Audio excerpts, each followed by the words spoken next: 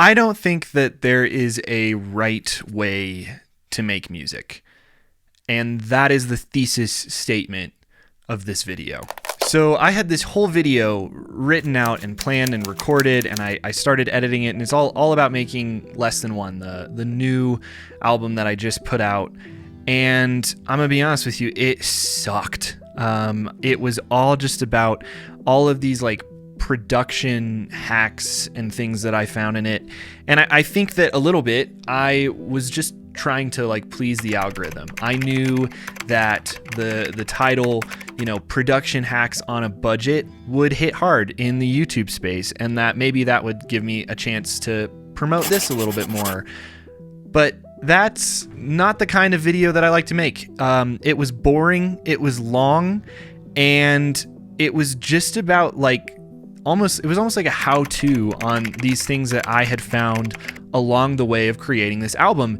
And this album was anything but a list of how-tos. If you haven't followed along, last February, I set out on this challenge to see if I could create an album with under $1,000 worth of equipment. That included my instruments, my interface, software, plugins, and all of that. The only thing I didn't count was a computer because there was just really no way around that. And I found that this project pushed me in ways that I really never thought that it was going to push me. It turned out to be one of the most fun and exciting projects that I've ever worked on across all of the different creative mediums that I get to work with.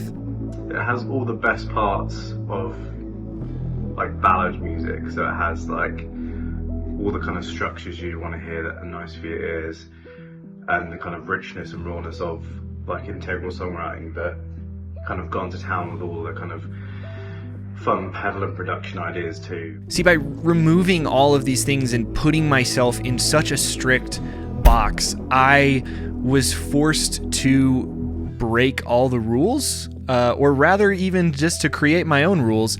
And that's why I kind of said at the beginning that I don't think there are really a set of rules to making music at all, especially with a project like this where I did everything from the writing all the way to the mixing and mastering, and everything in between was all on me because of the nature of this project, which usually I bring in some other people for help along the way.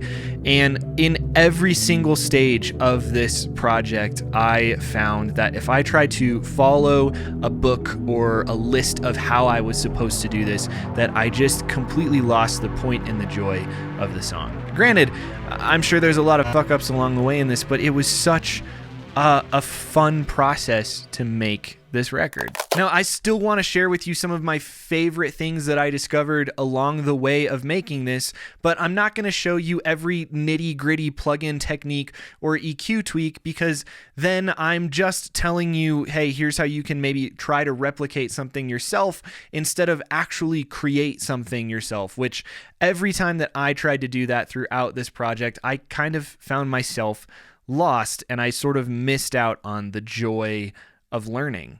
The title itself, Less Than One, is the most interesting thing, that you purposely screwed yourself over to make an album.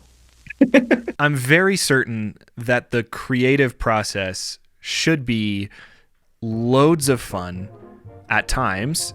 It should also be kind of scary at other times.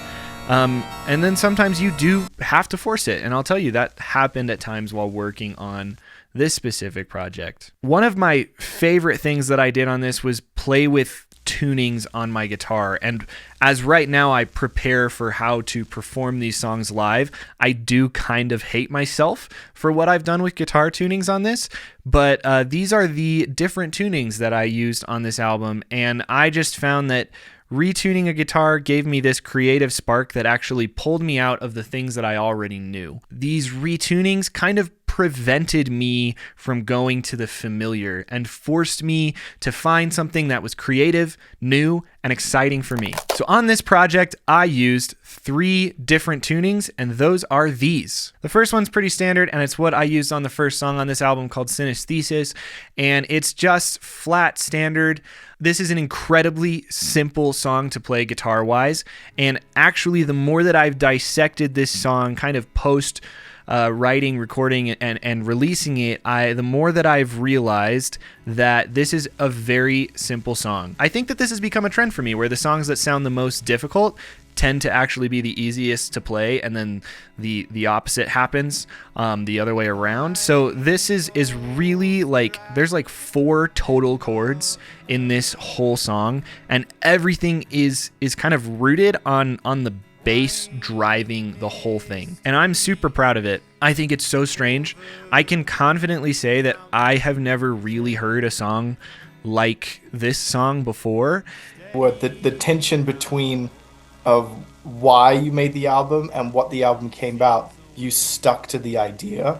Just playing with this fun guitar strum pattern that's kind of chorused out in the background, and using this disgusting bass, and then this almost like Linkin Park style dirty drum loop was just something that I didn't normally do, and it really pushed me to write something that was different, and just to enjoy the process of this, and then to also kind of play with the theme of this song, which the whole idea was, I've always been kind of obsessed with with synesthesia, with this condition where people will like see sound or they'll taste color, and I wanted to kind of ask the question with this song of, okay, what if somebody was acquiring that condition similar to like coming down with a cold, where it's sort of happening to you, that wasn't your state of being before, and now it's starting to occur. And doing that let me play with a lot of audible responses to words that I was singing, and that was one of the most fun parts of this song, was to find these little like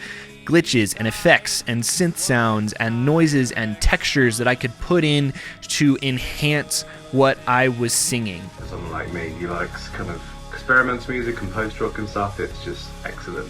So I really, really enjoyed that part of it. It's like a really deep sonic soundscape to it too. It was such a process of just exploration and going, okay, does this sound fit with the word that I'm saying here, that pushed me to kind of make something in a different way than I normally would.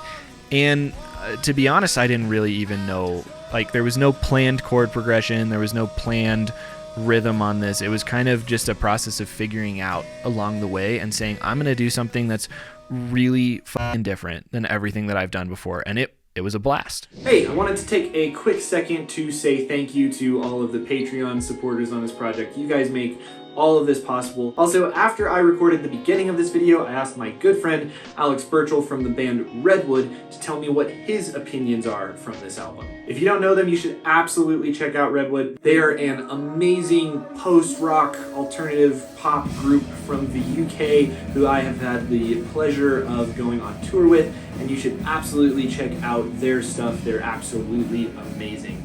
Anyway, this is what Al had to say about Less Than One. My honest opinion of it, I know this is going to sound biased because I know Josh, but I love it. It feels like a full body of work. I think the hardest thing about writing an album is usually trying to make it so it flows and it is all one piece of work, which I think you've done so well in a way that allows you to kind of push the boundaries of songwriting and this kind of structure of the album you're doing, but still maintain that kind of that theme that runs through it that ties it all together. So yeah, for me, I love it. The second tuning that I used, which kind of can carry me over to some of the other songs, is this one, and I love this tuning. It also lends itself to really easy finger picking patterns. While I might be doing a lot with the right hand when I'm in this tuning, especially on a song like Break Me Out, on the left hand I'm doing very little. I'm a lazy guitarist. I have changed the guitar to serve me instead of sweating really hard over trying to get a sound that I was looking for. Break Me Out was one of the fastest progressions from a song that I didn't like to a song that I liked. Going through the demo phase, I really wasn't sure about it. I kind of didn't think it had a lot of promise. It's relatively quite simple.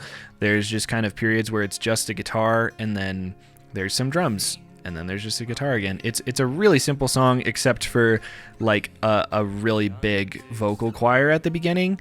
Break me out. And that's one that, like, sometimes you get a song and you would be surprised by how little tweaking it needs to get it to a point of your liking. I found out that's all about trusting your ear. Just trust your ear. There's all of these rules. Like I said, there's all these things you might feel like you should do. Oh, maybe I should add distortion here. Maybe this should be a delay or a reverb. Or, oh, you can't have a delay or reverb that's that long unless you're making like a shoegaze song. And it's like, dude, just throw all of that out the window. Okay? If you like the way something sounds, then that's good. You don't have to do anything to a track unless it actually benefits the track. And this was one of those songs that it was a genuinely good idea. It was a good picking pattern. It had some promise, and I just kind of had to figure out the way to make the production match the vision in my head. Break Me Out was the most Josh song I heard on the record, if that makes sense. Like, as soon as I heard the multiple harmony coming in with the vocals, I was like, classic Josh. He added a vocal and then he added 20 more. Love it. The other song that I used this tuning on was a song called I Think That I'm Dying. And I'm going to be honest, I think that I'm, that is hard to say. I think that I'm Dying might be one of the best songs that I've ever written. And in terms of this idea of whether or not there would be rules to making music, I sat down and wrote this song in 15 minutes. Sometimes you get this like amazing gift of just a lightning bolt from heaven that strikes you with an idea. And this one kind of came out of some like depression and fear. And one of the most wonderful, beautiful things about art is that it can come out of these dark places and you can create something that maybe makes other people feel like they're not alone. And that was the whole hope with this song. And it felt really vulnerable to both write and record. And every time that I've played it live, I've gotten this response that it affects somebody. And that's a really special thing to me. My favorite song from the album is I Think That I'm Dying. I think the first time I ever heard that, I was just so kind of taken by it immediately. I think that's like such a profound lyric as well. Like, I think that I'm dying, and it's kind of like a thing. Obviously, people think about death all the time. But I think to hear it put in that way and sung how Josh sung it was just hit a kind of totally different chord with me. That I was just felt very much like I could feel the contemplation and kind of fear in the song too. Because of how tender this song is, I wanted it to sound flawed. I wanted you to feel like you're sitting in my studio with me when I wrote it. And because of that, it is 2 tracks. It is just a single playthrough of the guitar, and the vocal is all done in one take. I didn't use any pitch correction on it. I did use a little bit of reverb, and then I also, I actually recorded this room with the window open at a very, very low volume so that you kind of feel sonically like you're here with me. And I think it's such a vulnerable track. It's so simple. It's really special to me. And I'm very proud of it as something that has almost no technical information to it. I can't really give you like a recording tip and trick for I Think That I'm Dying. I can't say, oh, this is like a great way to play your guitar, or this is how you should go about writing a song. It's just a song that came from me, and I think there's something that is really valuable that almost anyone can kind of discern and dissect in that moment when an artist has a song that you can tell is authentic and just kind of comes straight from them. And that doesn't discount at all the value of a song that takes a ton of work and a ton of effort and all these little details, because those are on this EP too. But there's something that's really, truly special and especially rare about a song that just kind of comes from you. And I know that it can be really scary and daunting as an artist, especially when you have these things that are very dear to you, to release that vulnerability to the world. But I want to encourage you that, if you have this song, or if you have a poem or a short story or a piece of visual art or a film or something that you've made that has your spirit in it, that's a valuable thing. The last tuning is this one. As I was putting together some how-to videos and chord charts for a band that's playing these songs for an upcoming show, I realized that this tuning wasn't what I thought it was. I genuinely thought it was the same tuning as the last two songs, and it turns out it's this one. I don't know why I got here. My guess is this. I don't really remember writing this song initially. I have a feeling there was a note that I wanted to play that I was struggling to get my fingers in the right position, and so I just changed the tuning. That's my guess. Now, here's the next thing about this song. I really genuinely hated it when I wrote it. When you sent me the demos for Less Than One, it kind of was that same vibe of when you listen to OK Computer for the first time, or is it the I album from Bon Iver, where you're just like, what is happening? The demo's terrible. It's a really bad demo. I think there's a couple reasons for that. One reason, I tried to follow a set of rules.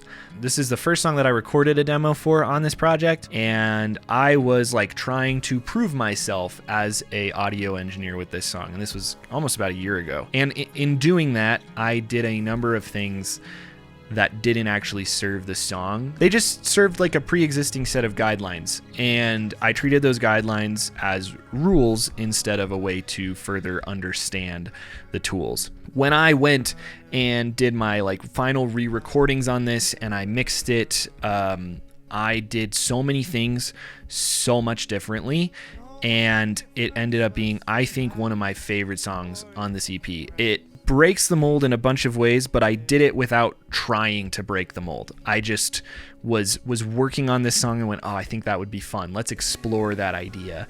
And that is the best piece of advice that I can give you from this specific song. My favorite things about it are this crazy vocal glitchy chorus thing in the middle of like a folk tune that makes no sense from a genre perspective.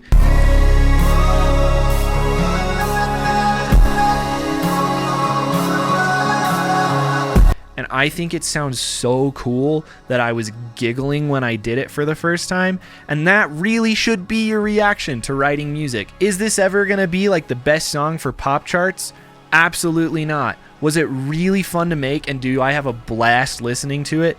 Absolutely. Often, we as artists have some desire to, quote, think outside the box or to break the mold. You can't do that if your box just keeps getting bigger. If you want to think outside the box, and thinking outside of the box is that you want this sound so you buy a new piece of equipment to get it, then you're just making the box bigger. You're not finding a way to actually go beyond your constraints. Don't get me wrong, I love getting new gear. It's so exciting and fun and inspiring, and you end up finding new things. But if you want to innovate as an artist, then first try to solve the problem with what you do have. I'll bet you find something that is more exciting and more interesting than you would have if you just went and bought this like predetermined sound that's out there, you know, in space that people have used already. And that was really what I got to discover, especially with this song. There's all of these sounds and feelings on there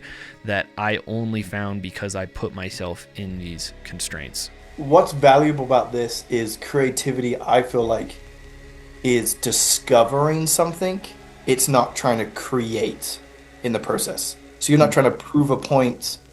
Someone told me this once when they said, when you get on stage, don't go up with something to prove, get up there with something to give. And it feels like you're like uncovering something and letting us in on that little window. So when I was watching and editing my really bad video about making this album, I thought that it would be really good to get somebody else's views on this album and to know, you know, what inspires them. Because of course there is my experience with this, but someone's experience listening and enjoying it is probably more valuable to you as a listener. So I decided to reach out to my friend and my manager, Andy Sloan. Andy also recorded a number of the keys parts on my first album, Letters to God Man and myself, and he was part of a UK band called Evergreen, which recently actually put their music back onto streaming platforms, so you should go and check it out. So this is my good friend, Andy Sloan, telling me his honest opinions on less than one.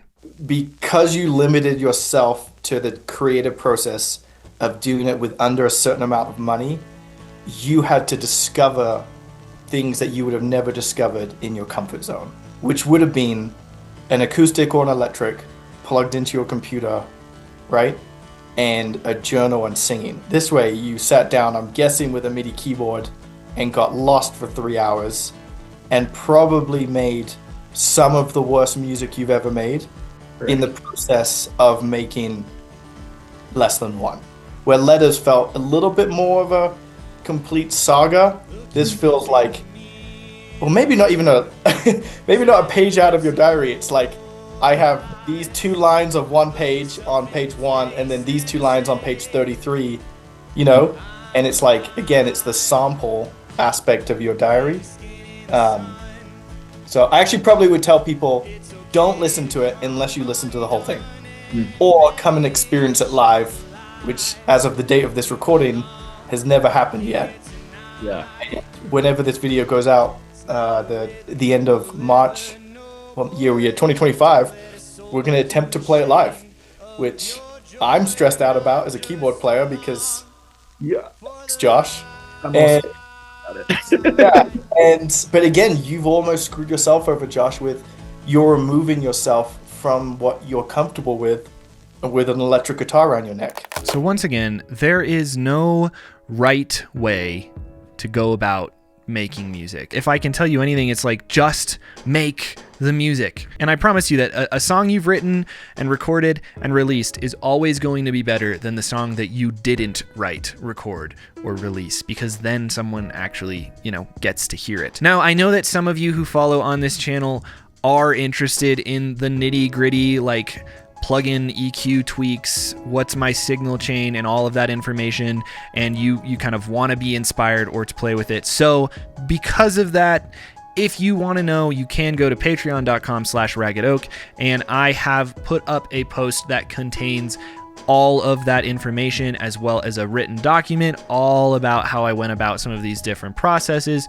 And if you are a Logic Pro user, you can actually download my Logic projects if you want to go through and tweak and re-record and play with and just see how everything kind of interacts.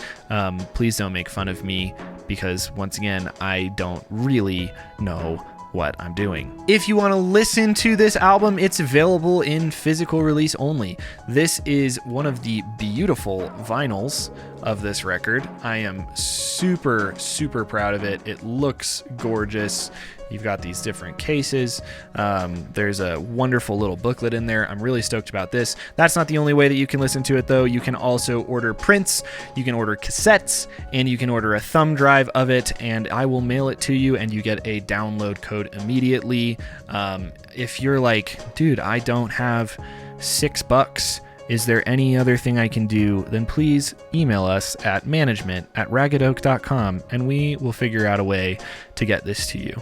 But what I really want to say is thank you for following along with this challenge and this project over the past year. It has been an absolute blast to work on. A huge thanks to all of you who I sent demos and revisions to, who gave me great feedback and helped me to make these the best that I could. Thank you to everyone over the last few years who has helped me refine and work on these many skills. Thanks for those of you who have already purchased or pre-ordered this album. A massive thanks to my wife for encouraging me and pushing me to do this. As we approach the end of this series, something that I know has been really consistent on my channel, I do want to let you know that there is plenty more that I'm working on, and some really exciting and high quality stuff that's going to be coming over the next few months, and I'm excited for this new chapter of what Ragged Oak is, and I really, really hope that you will check out and give a listen to Less Than One. I'm really proud of it. If you want to dive deeper, I would really encourage you to become a Patreon patron, and I am so grateful for all of you who already are Patreon patrons.